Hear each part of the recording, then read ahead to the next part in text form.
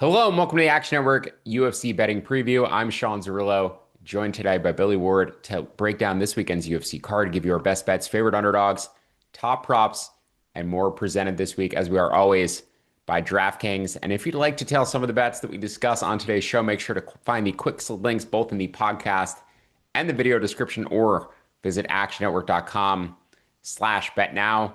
13 fight card from Yas Island in Abu Dhabi. Early start time, prelims at 10 a.m. Eastern. Main card, 5 fight main card at 2 p.m. Eastern. Two title bouts on this one. The main event, heavyweight title bout between Tom Aspinall and Ciryl Gane. Aspinall around minus 340.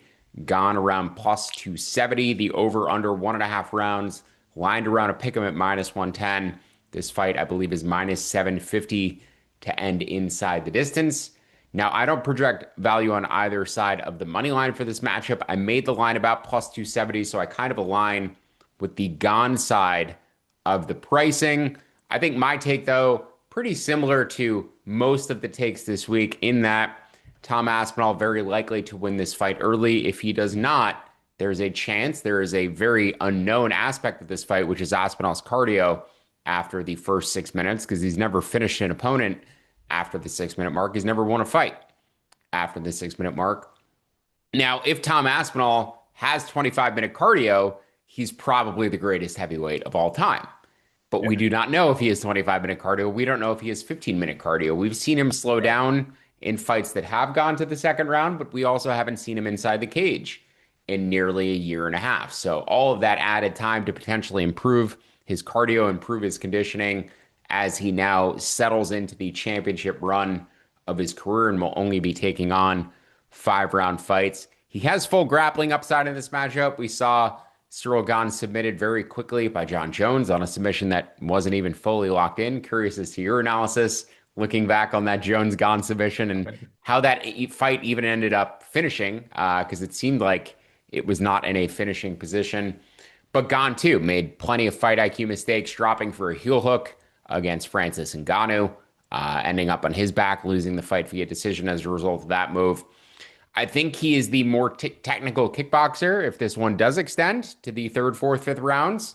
But Tom maintains the speed advantage and likely maintains the power and durability advantages as well. We saw Gane get clipped, nearly put out by Tai Tuivasa, went fully stiff for a second in the air as he hit the ground, body, legs, everything locked up. Ended up recovering and winning that fight, but against a far more dangerous, quicker athlete like Tom Aspinall, I don't think he's getting off the hook if he gets knocked down like that here. So, Gane the 3-inch reach advantage, Tom an inch taller. I think the early explosiveness, though, and the early submission probability for Aspinall relatively high. His odds to win in round one are super low.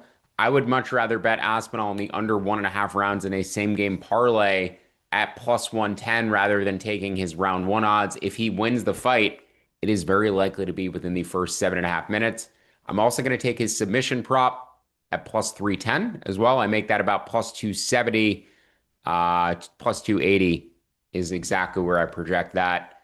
And then Gone Live, as I mentioned, after the 7 minute mark, after the 5 minute mark, after the 10 minute mark, somewhere in there between the end of the first and the end of the second round, I think Gane could be worth a live entry.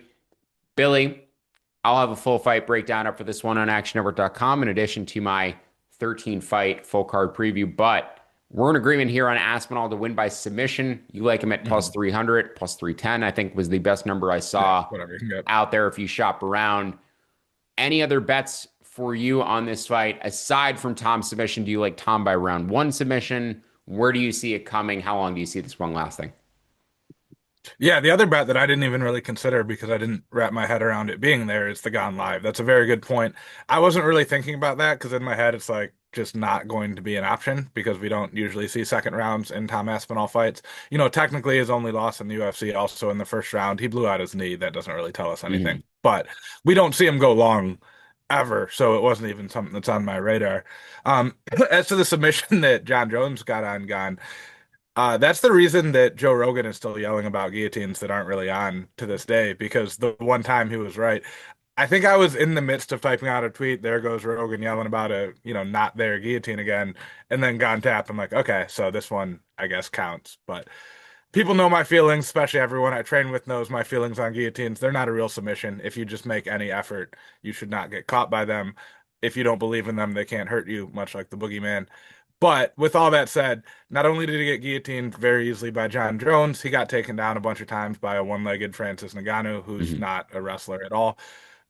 Aspinall maybe could knock him out on the feet. Like we put these guys in a kickboxing match, I don't think Aspinall would be a massive underdog. He's not quite as good of a technical overall striker, but I think he's faster, stronger, probably better chin at this point, just hasn't been doing it as long, hasn't taken as much damage. With that said, if you're Tom Aspinall and you kind of got to win this one after all this build up, just take him down. It's the easiest and most obvious path. Just because he wins on the ground doesn't mean it will be a submission, which is why we're getting plus 300 because ground and pound is probably equally, if not more likely. But Gane wanted out against John Jones. That's the conclusion I drew, is that once he was on the ground and felt that strength, he's like, I'm not getting out of here. I might as well tap. We could see that with Tom Aspin also. Plus 300. I'm going to probably play it down to like plus 250. You want to parlay that with under a certain number of rounds. Great. We know submissions are more likely to happen early. I'm not going to get too greedy when we get up to plus 300, though. Move on to our co-main event between Virna Jandiroba and Mackenzie Dern for the vacant strawweight title. Wang Zhili, Zhang Weili vacated her title to go up to 125 pounds to take on Valentina Shevchenko. So Jandiroba and Dern going to run it back. They faced each other at UFC 256 in, I believe, February of 2020. The line closed in a very similar price point to where it is currently. I think Verna was around plus 140 as opposed to plus 130 in that matchup, but basically in the same price range. Now, I bet Verna in that fight. I believe you may have as well. I'm curious to hear whether you did and how you analyze this one compared to the last fight. But Verna, I remember very vividly, was on top in the third round and gave up the position, ended up standing up, let Dern up with her, and that was after winning the second round on top. So she was basically back in this. She landed a takedown in the second round, won the second round with the takedown. Round three, I believe Dern tried to take her down. Verna ended up on top, but then Verna gave up the position. If Verna had just held top time for the final 2 minutes of that fight, she ends up getting her hand raised. Instead, Dern is the one who ultimately wins the fight and comes back into the rematch as the favorite again. Now, comparing the strike differential, Verna, the slightly more efficient striker, minus 0.8 to minus 1.4 strike differential at distance, though I do think Dern carries just a little bit more impact on her shots. I think her striking has also potentially gotten a little bit better compared to Verna's relative to the first fight. Grappling control, Verna 77% of her exchanges, Dern just 64%, does like to hunt for submissions off of her back just a little bit more. So Verna, the more dangerous wrestler. I think during the bet or Verna, the more effective wrestler. During the more dangerous submission grappler. But I think Verna has better top pressure, and that's how I see her potentially winning the fight if she's a little bit more proactive in terms of the wrestling and getting on top here and not being afraid of Dern armbarring her from bottom. I think Verna can win this matchup. That said, my best bet here is the fight to go to a decision at minus 110, fight to go to distance. I make that closer to minus 200. I believe DraftKings is at minus 125 on that prop, but if you shop around, you can get closer to minus 110 on that number. So Verna and Dern to go to a decision for the second consecutive fight between them at about a pick'em price. You're taking the underdog though, Billy. Verna Jandiroba. Did you better in the first fight? Where do you like her down to for this matchup? And then in terms of the goes to decision or ends inside the distance, how do you see that dynamic playing out too? Yeah, Michigan got legal sports betting about a month after that first fight. So I didn't bet Mm. anyone in those fights. We didn't quite have it here until shortly after that one took place. No idea what I would have bet. It's hard to say, looking back that many years. The reason I like Verna over Dern is because she's a better price than the goes to a decision, and I think she has much more decision equity here. She did lose a decision the first time around. You could make a case that she actually won that fight. I think as we've progressed with how we judge fights, maybe even a little bit more, but neither of them really did any damage, so it's kind of a tricky one. Um, Either way. You could make a case for Verna in the first one, I think at least. But it's the weird conundrum where Dern pretty much needs a submission or maybe a standing knockout because she's going to be taken down and in bottom position the whole time. If you think the fight ends early, it probably is a Mackenzie Dern stoppage. I give her way more stoppage upside. But Verna's a very high level grappler, not just wrestling. I believe she's also a jiu-jitsu black belt. I haven't Mhm. got to my full fight preview at the time of recording. If you don't catch her early while they're still dry, you're not going to get her in a submission. So that makes it really tough for me to see the finish. Yes, Dern is the better striker. Neither of them are good. The only way I see a decision going Dern's way is just because she throws more volume on the Mhm. feet. And she's back with Jason Perillo, which is when her striking was starting to make some strides. I could see that. But if she just does her, I'm going to plant and throw wild punches at you, she's going to get taken down by Verna because that's Verna's game. So that's a hard plan. That's a great plan for Dern against people who don't want to grapple with her. It's a tougher plan to execute against someone who's willing to go to the ground with you, which hard, Verna of all people is probably going to. So I like Verna. I like her in the decision only if you wanted to go that route, but plus 130 or so. I also think just given the popularity among a certain segment of the betting audience, you're kind of always going to get more value than you should betting against Mackenzie Dern, just even if you knew nothing else, because people like Mackenzie Dern for reasons that don't have too much to do with how good of a fighter she is. So that's part of the logic too, is that just blindly betting against Mackenzie Dern probably works out long term. Football season's here, folks. We got some huge improvements and updates coming to the award-winning Action Network app, which we're very excited to discuss in the weeks ahead. But to get the most out of the app, you'll still need to be an Action Pro subscriber, and it's only with Action Pro you get real-time pick alerts for me and the entire Action Network team of experts. Plus, you can access pro projections powered by Sean Kerner and our predictive analytics team, plus a ton of other benefits. And right now, Action Network listeners can save $20 off the annual price of Action Pro. Just go to actionnetwork.com/pro and use promo code POD20. That's actionnetwork.com/pro and use promo code POD20 for $20 off the annual price of Action Pro. Three fights we like from a potential underdog perspective this weekend. And we're going to get into our top props and our best bets before we get out of here. The one underdog I circled as a potential value wager. I think you may be able to get a better number live after round one, but I certainly want a pre-fight ticket on Mateusz Rambecki at about plus 110 against Ludovic Klein. Klein is the bigger man, has a 6-inch reach advantage. He's also had a very odd schedule since moving up to lightweight. Fought three guys at the bottom of the barrel in the division, and then he fought Mateusz Gamrot and lost. So he's getting sort of a middle ground fighter here in Rambecki. The striking stats for the two very similar. Both outland opponents by about 0.7 to 0.8 strikes per minute. Rambecki, though, the more proactive wrestler, attempts 2.4 takedowns per 5 minutes at distance, just 1.7 for Klein. And then Rambecki, the better control stats as well, 68% versus 52%. 77 versus 66% control rate. The takedown success rate, 68% versus 52%. So the more proactive wrestler, the more effective wrestler, and the guy likelier to end up on top here, even though Klein does have that nice big 6-inch reach advantage. They are both southpaws. I think that could trouble Klein in terms of firing off his typical combination. He likes to finish off with that head kick. Rambecki, just a little bit more of a brawler who's going to fire a lot more straight punches and get in your face and then look to get on top of you as well. So Rambecki could lose the early minutes here given the reach differential, but I expect him to ultimately grapple, get on top, make this fight dirty. And then Klein does tend to fade in the second half of his fights when you're able to successfully grapple him. So Mhm. Rambecki pre-fight about plus 110. Rambecki live may be the better number and the peak price live after round one. Billy, was surprised to see you not on Rambecki here. It's normally one of your guys. So Mhm. what did you have a bet for this fight or it's just a pass for you?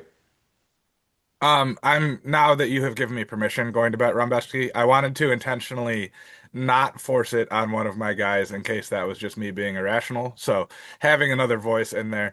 The one thing that gave me a little bit of pause is his war against Chris Duncan was less than 3 months ago. Yes. So I do worry a little bit about the pace and the amount of damage. Obviously, he took a hellacious amount of damage against Muktabek Oralbai in a split decision win before that, knocked out by Carlos Diego Fajeda before that. Those things start to get concerning, Hmm. especially with the quick pace. But I'm not going to pass up, somebody giving me permission to bet on Mateusz Rambecki at plus money.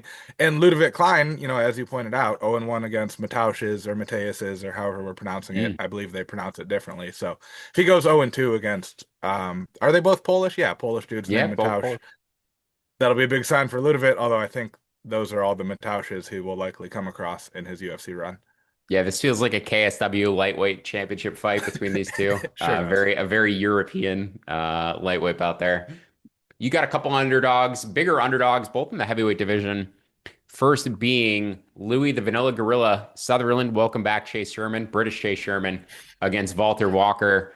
I make Walker sub around even money. You can find as high as plus 120. The question is whether Louis Sutherland has legs that are big enough to leg lock, or uh, whether Walter Walker has any other submissions in his arsenal aside from the leg locks. So, what did you see? Sutherland's never been finished. He's lost 3 decisions in his career. Seems like a powerful, very stocky guy, kind of a funny physique matchup here. Walker is the taller, longer man, 3 inches taller, 2 inch reach advantage, but Sutherland clearly the better striker. So you think he's going to deny the takedowns here and potentially pull the upset? Yeah, so I watched a bunch of tape on the Vanilla Gorilla. Get a new nickname. It wasn't that funny when Chase Sherman did it. Like it was a bad nickname that we I believe recycled, Chase which is Sherman is the losingest UFC fighter of all time as well. I think he went like 3-14 or something too. So I think he owns the record for like worst win rate in UFC history. So he could steal the nickname by having a slightly better nickname or slightly better record than Chase Sherman, I guess, in hindsight. I mean, you win this one, you're the best vanilla gorilla to Yeah. ever compete in the UFC. Like you just need the one. I watched a lot of tape on him. He is massive, like clearly cuts a ton of weight to make 265. His last recorded weigh-in and Tapology, they met him at 265.9, which normally we don't even get into the 10th place. We just use half pounds. So that tells you how close he was cutting the 265-pound limit. Surprisingly athletic though. Like if you watch his fights in PFL or Bellator, he moves really well. All he has to do is stay slightly farther or just not get taken down by Walter Walker. I went really in depth into this on my breakdown of this fight, but you can get heel hooks from the top following a takedown where you sit back on one, as you pointed out with Ciryl Gane, or you can entangle legs from the bottom. The second one is really hard to do in MMA because if you drop for my legs, I can just back away. In a jiu-jitsu match, I would have to go towards you and engage with you, but in MMA, the onus is on you to get up. He's won 3 in a row by a heel hook. We know to just back away now, right? Like it shouldn't be that hard. And Sutherland can wrestle enough that I don't think he gets taken down. So if he doesn't get taken down and he's smart enough to just step 2 steps backwards, we've squashed the heel hook. Walker's striking is terrible, like negative striking differential, despite fighting bad people. Not sure he can really do anything other than heel hook at a UFC level. So getting better than plus 300 against his opponent. I bet him at plus 250 when this line first came out, thinking it'd go the other way. Put half a unit on it. I'll put another half a unit on it probably Saturday morning when the line peaks. Other thing I'd like to point out, go to UFC.com and Louis Sutherland's little Q&A page. Among other gems in there, he lists one of his favorite hobbies as starting fights at student bars or pubs, I believe he said. So he's just a lovely guy, former rugby player. Seems like a good time. Yeah, I'm rooting for him. And then my other big heavyweight underdog is admittedly more of a heart play than a head play. That's the Beast Boy, Chris Barnett. He's fighting Hamdi Abdel Wahab. Hamdi's only UFC win was overturned. Is that his only UFC win, the one that was overturned? I don't even know I think anymore. he's 2-0, Hamdi's not great. unfortunately. Oh yeah, he beat Jamal. He has a split decision and then Hmm. a split decision win that was overturned due to steroids. Hamdi is a Greco-Roman Olympic grappler, Yep. which doesn't actually work that in the UFC because you can't touch, you can't shoot for the legs. You pretty much have to get a clinch. And if I just don't let you clinch with me, none of your takedowns work, which we hope Chris Barnett does. Barnett's barely fought recently. He's had a bunch of terrible stuff, and the hurricane in Houston or wherever it was impacted him getting to the cage. Blah blah blah. But he's just so much more fun. You got to root for Beast Boy. So I will bet him against any man on the planet at plus 350 odds for a small amount just to have a rooting interest.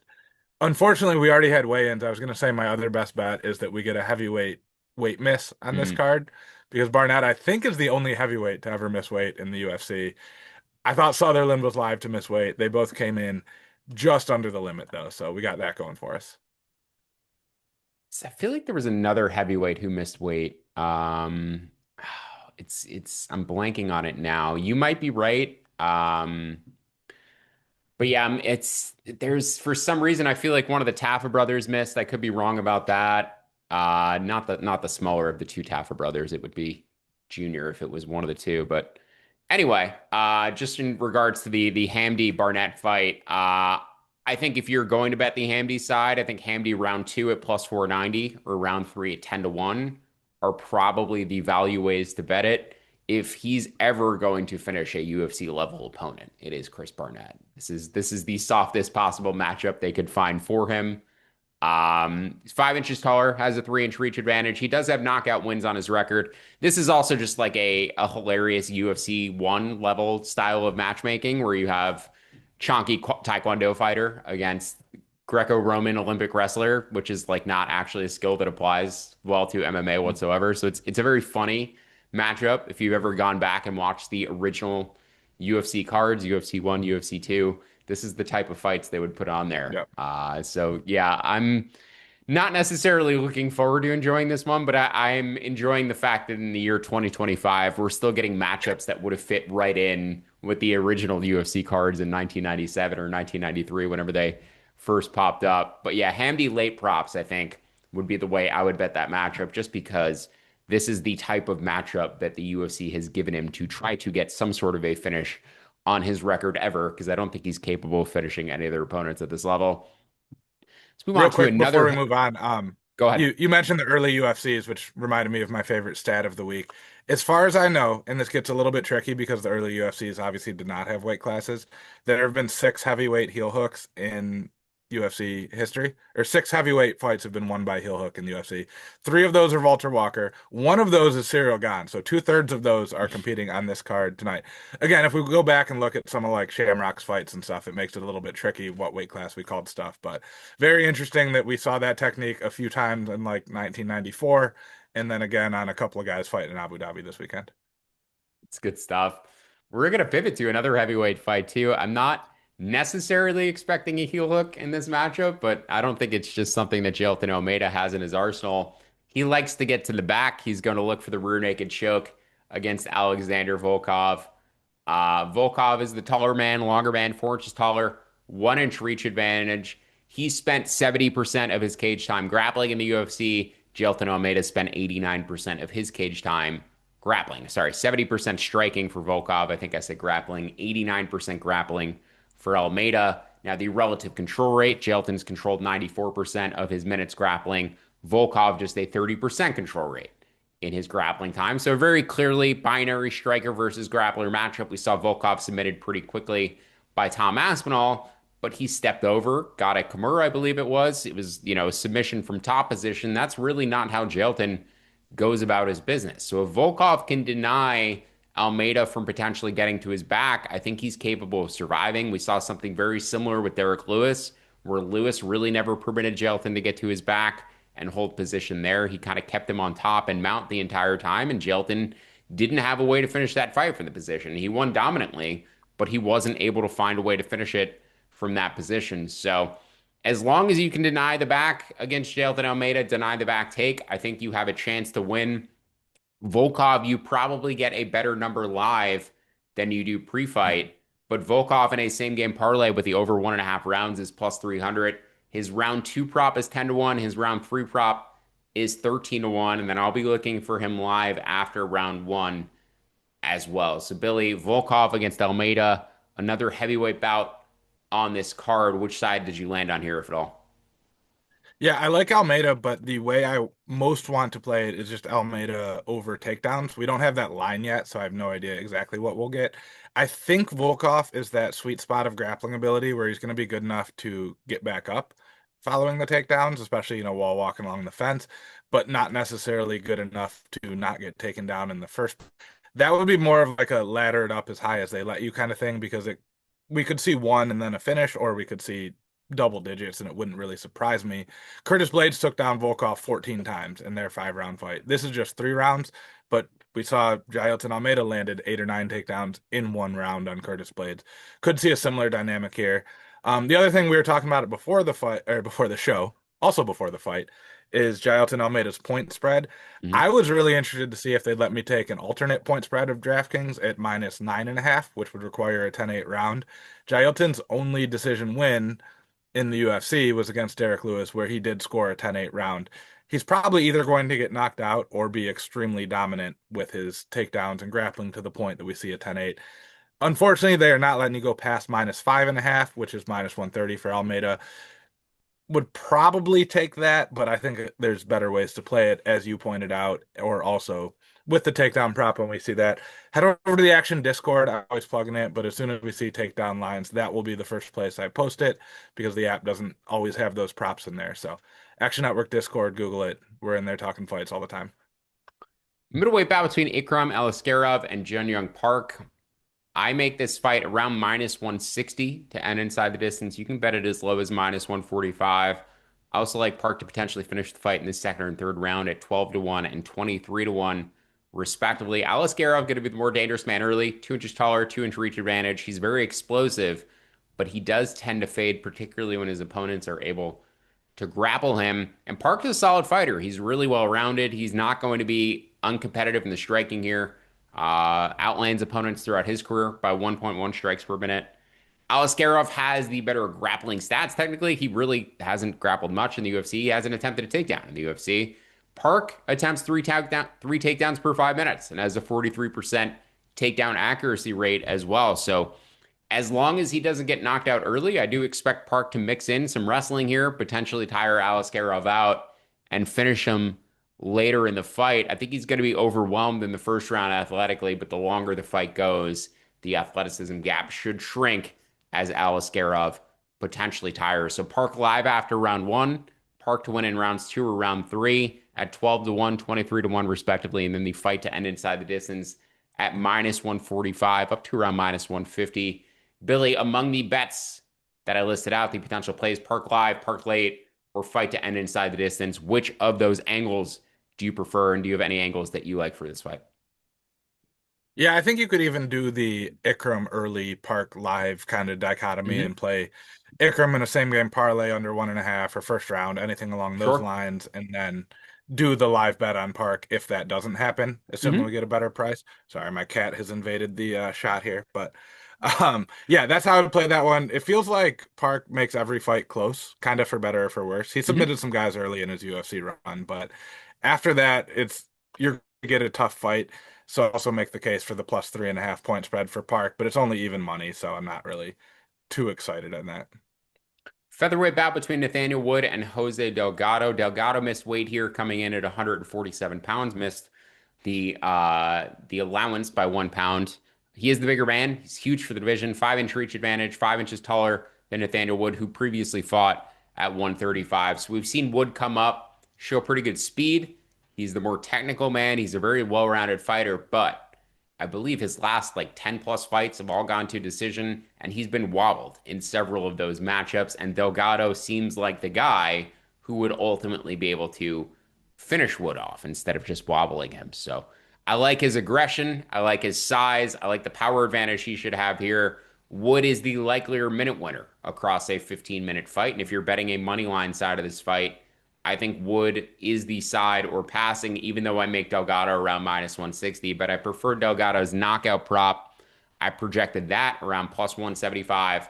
I saw as high as +235 on Jose Delgado to knock out Nathaniel Wood this weekend. Wood has not been finished since February of 2020, since he faced John Dodson, but he's come very close on numerous occasions since, getting wobbled in several fights. Delgado against Wood, Billy, any bets for you here? I'm not betting it because I am extremely exposed to Delgado in DFS. I think he's just one Mhm. of those classic. If he wins, it's going to be a big score. He has good striking volume as well as power, which is kind of as long as this one's standing, he's going to be putting up points. And it's a weird slate salary wise where there's not a lot of cheap floor play type fighters other than who I'm going to talk about in a second. So we kind of need those mid-range guys with upside, and that's Delgado. So if I weren't investing many units effectively in him via DFS, I would probably tell you on the knockout or maybe even his minus point spread and just think somehow Nathaniel Wood doesn't get knocked out even though he gets dropped 7 times or whatever. Like We not that he gets dropped, but that he gets wobbled a bunch of times and it looks bad. Could see that as well, but yeah, that's a DFS, one of my favorite plays I for this assume the card. high floor guy you like for DFS this week is Mitch Raposo, who is likely to land takedowns against the odds at Maximum. Maxim missed weight coming in at 129 pounds. He is 3 years older, but he's the much bigger man, 2 inches taller, 6 inch reach advantage. I think he's super talented. He's really well rounded. He has good cardio. Coming off a split loss against Nigbir Olombekov, 43% of fans thought he won that fight. Raposo has back-to-back split losses against Sumaderji and Andre Luma. Just 11% and 4% of fan scorecards had those split losses scored for him. So I think the split loss for Maxim a little bit more legitimate than the split losses for Raposo. I do make Maxim a projected value bet here. I make him around minus 640. I also show value on his decision line as well. I make that minus money. You can find as high as plus 110. I do think a submission is live though. And I like him. We're going to be on opposite sides. I like Maxim to potentially win a dominant decision or finish the fight. So I would lay his point spread personally, the minus 5.5. You're going the other direction though. You would take the plus 5.5 with Raposo. So what did you see here on tape? This is one of the rare occasions where a fighter weight miss really did swing my opinions. Mm, As you pointed out, he's big for flyweight. He's into his 30s, barely, just mhm. barely. With that said, some of these fighters from countries like Kazakhstan, I don't know how accurate their birth certificates or their listed ages are when they come to the UFC. It would not shock me to learn that he's really like 35 or whatever. So, bigger guy for the division, getting into his 30s and missed weight by 3 pounds. That is kind of a bad sign when you put all those things together. I often talk about, and I've shamelessly stolen this from our past colleague Dan Tom, but the guys who are big for the division, who cut a ton of weight, that durability really wears as they get into their career. You mentioned the split losses for both guys. The only UFC win, as at Maxim has, is a split decision win over, at the time, almost 40-year-old Tyson Nam. So that's not super like encouraging for him. And then Raposo, obviously, no UFC wins, finished a bunch of fights pre-UFC. That doesn't tell us much. I think Raposo has the durability to make it all 3 rounds, which when you're getting plus 5.5 instead of plus 3.5, you just need one judge to give you 1 round, which isn't that much to ask. And that, so I really like him as a floor play for DFS as well as the plus 5.5. I'll have a sprinkle on his money line, and it wouldn't shock me if he finishes the fight just because, the weight miss, older guy, big for the division, starting to add up. There could be some issues there with Maxim that we don't know about. Before we get to our best bets, if you're on Twitter, we have a great new feature. If you see a bet from any of your favorite action experts or anyone on gambling Twitter, you now tag at Playbook and tell our bot to build you a bet slip at a book of your choice. We'll build it out for you with a quick slip link that opens right up to your sports book. So keep an eye out for a new tool at Playbook on Twitter. Let's move to our best bets. One fight that we were aligned on here, and then another bet that I'm going to give out more of a these for me, these are more of final bets. I don't really necessarily have a best bet, quote unquote, this weekend. It might be the Dern Jandiroba fight to go to a decision. I think might be my favorite among all the bets I've given out on the show. So these two final money lines definitely projected edges for me. Just don't necessarily know if I would call either of them a best bet, quote unquote. But I will be playing both.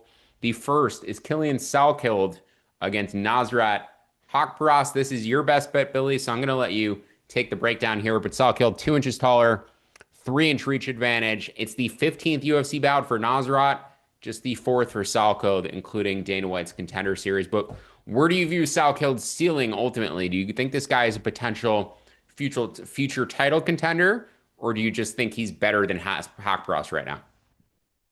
He's young enough that I don't want to rule out future title contender. The big flaw that I noticed, and I immediately stole this one for the full breakdown because I like talking about Quillen Salkeld whenever given an opportunity, is that so here, I'll start with the strength. You mentioned his reach. He uses it really well in an interesting way in that he's very smooth from the outside, throws good straight punches, good power. If you just dance around him from range, he'll pick you apart. He's 6 foot tall. That's a tall lightweight. Has a reach edge on almost everyone he fought. Hekparis has struggled against similarly dimensioned opponents, notably Dan Hooker, who beat him up pretty good. But if you get close to Quillen Salkid, he has really good trips and throws and even strikes from the clinch, and he uses his length well to force you against the fence.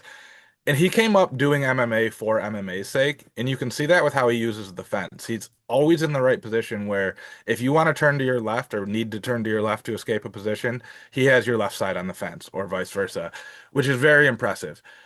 I really like that. I think that's a tough dynamic for anyone to solve. Really, the only way to do it is to come in close with strikes and just don't stop throwing. But that's really hard to do unless you're, Marab style cardio. I don't think Hekparis has at this point. The downside that I think limits his upside is offensively on the ground, he does almost nothing. He gets a ton of takedowns. He has one quick knockout over Anshul Jubli. His other two fights, he has 17 takedowns across those fights. I think he only attempted 14 significant strikes and has been credited with either zero or one ground strikes, that is, and has been credited with either zero or one submission attempt. So he's just taking you down and kind of laying there and maybe pitter pat shots. He's young enough that we could see that improve, but he needs to score more points, do more damage, get more offense on the ground. Because if you don't, then a quick exchange that goes against you on the feet is enough to swing the round. Don't think that's a problem with Hekparist. I like the hardware for Salkild better. He's faster, hits harder, probably more durable at this point in their career. As you pointed out, Hekparist been with us a long time. Love that bet. That one is close to a best bet for me. My favorite at the odds is probably actually Louis Sutherland, but very excited about Salkid. Think he's also a great DFS play. Easily, top 10 ranked as a ceiling. I think at lightweight with all the grapplers in there, there's going to be some guys he can't take down, so you can't. It's hard to project him to beat guys like, Islam Makhachev or Ilya Topuria, depending on who stays in the lightweight division. He's averaged 20 takedowns per 5 minutes at distance. I make his money line around minus 130. Currently, a pick 'em price would bet him up to around minus 120 for Saturday. The other bet that I show value on here that we've not discussed as of yet is Alexander Rakic at about a pick 'em price as well against Azamat Mirzakhanov. Rakic has lost three straight, but all to former champions or title challengers, Jan Blachowicz, Yuri Prochazka, Magomed Ankalaev. He's 5 inches taller. He has a 7 inch reach advantage. Saw the not ceremonial weigh-ins, but I saw him and Mirzakhanov match up on the podium today, and looks like completely different weight classes. Mirzakhanov, a super smart fighter, really good timing, really good precision, not the best athlete. He's small for the division. He's 36 years old, looks kind of chunky, looks like he should be fighting. But he looks like Kelvin Gastelum. He looks like a light heavyweight Kelvin Gastelum, where we're like, Gastelum is a welterweight competing at middleweight. Mirzakhanov has the same physique, where he's fighting at light heavyweight. And you're like, this guy can't make middleweight? How? So I think Rakic, who has good takedown defense, 85% for his career, I think he's going to keep this one on the feet. He's going to land a bunch of jabs. He's going to land a bunch of low kicks. And provided he doesn't eat a huge counter from Mirzakhanov and get knocked out, which is very much possible because Rakic does not necessarily have the best chin. And I think when he's winning, he does tend to get a little bit unfocused at times too. You saw with the Yuri comeback as well. But I do project him around minus 115 here. I'd bet him up to about minus 110. I also show value on his knockout prop as well. Probably not betting that straight. I'll include that in a round robin, if anything. But his knockout prop is north of 4-1.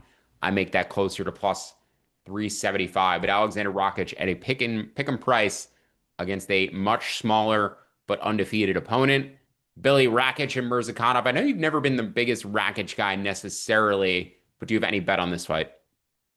Yeah, I've just kind of always treated him as damaged goods since the John Jones fight because he hasn't looked the same. His wins since then are against like fellow wash dudes in Thiago Santos and Anthony Smith.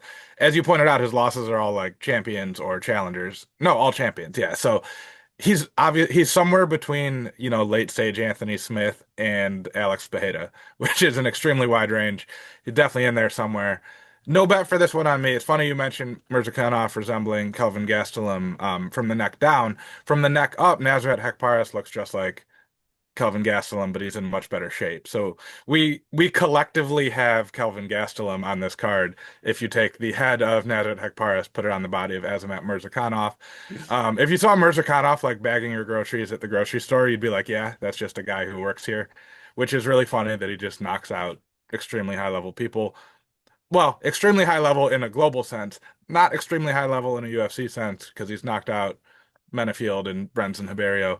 So his level is somewhere between Brenson Hiberio and Alex Pereira. So not a lot of confidence for me in either guy in terms of where they're actually at. Yeah, certainly a step up for Mirzakhanov. He has impressed in that he's outfought his physique, I guess, for the entirety of his career. Like I said, he has beautiful precision and timing and seemingly great fight IQ. I just don't trust the athleticism as he rises against Yeah, guys who are at the top of the division and that's fair. against a much bigger opponent. I think Rakic certainly hasn't given a lot to bank on in terms of winning fights, as you said, in the more recent part of his career since he returned essentially from injury. But the size advantage, I think, is going to be stark, especially early. And you might be able to get a better live number on Mirzakhanov, I would imagine, after round one or during round one as he's eating a bunch of damage. Because Rakic does start fast. He's going to pump Mhm. out that jab a ton. He's going to kick a ton and should get out to an early lead here. I'd imagine Mirzakhanov will look to make the reads off of that and try to find a counter, and the counter may not come until round two. So if you want to have tickets on both sides, I think Mirzakhanov live after round one could potentially be the way to go. I just don't trust his cardio across 15 minutes either. So I think this could be a sloppy Thank fight. you for mentioning it was the injury for Rakic. He did not fight John Jones. He fought a bunch of dudes who fought John Jones who also didn't look good after those fights. So I was conflating those things, but yes, that is what I meant is following his injury, he just hasn't been the same dynamic fighter, although he's also fought tougher dudes. So, Sure. you know, wide Yeah, range of absolutely. I outcomes. think that's all fair. I thought he looked great in round one against Jan. Or sorry, round one against Yuri before Yuri, yeah. Yuri ended up coming back. He looked great in that round. He won that round pretty clear. But then Yuri also had his most recent win where he was kind of losing in the same way to Khalil That's Roundtree. just what So Yuri does, yeah. yeah, it's just kind of Yuri's pacing at this point. He needs to get hit a little bit before he wakes up. But the two fights we did not get to discussing among the 13 on this card.